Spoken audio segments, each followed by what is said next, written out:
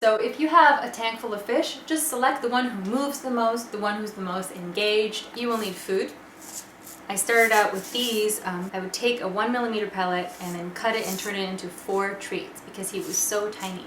So the key is, the smaller your treats, the more repetitions you can get in a session, and the faster you're going to get results from your training. Another way to set yourself up for success is to have your environment as comfortable as possible for the fish. The water parameters need to be right. If you have a cichlid like I do, you can go to cichlid-forum.com. It's a wonderful resource, very helpful people on there. Cichlid fish love to burrow themselves into caves to feel safe. They need to feel like they have an escape route. You can see Rasmus is in a cave right now. He's peeking into a new cave and he's checking it out. Do I like it better than my last one?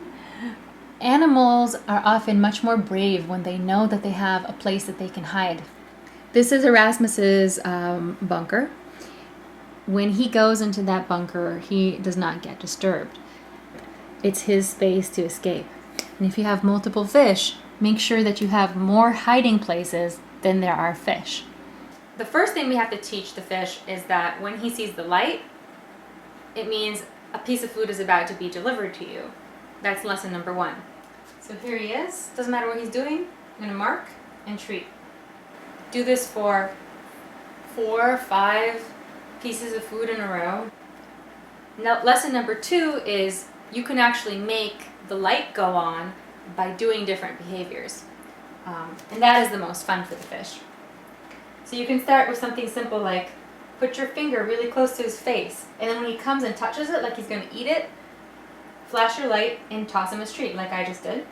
The first thing I really taught Erasmus to do was to target a dot that I drew on the tank.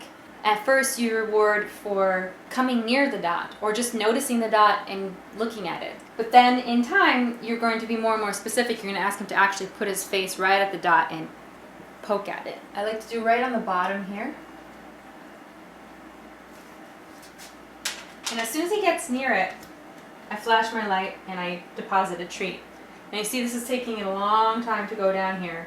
It's easier to do this in a smaller tank or with a fish who's comfortable being at the surface.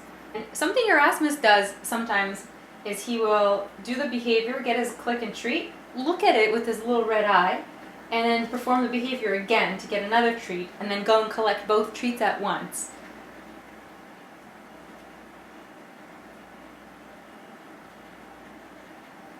And mark and treat. And mark and treat.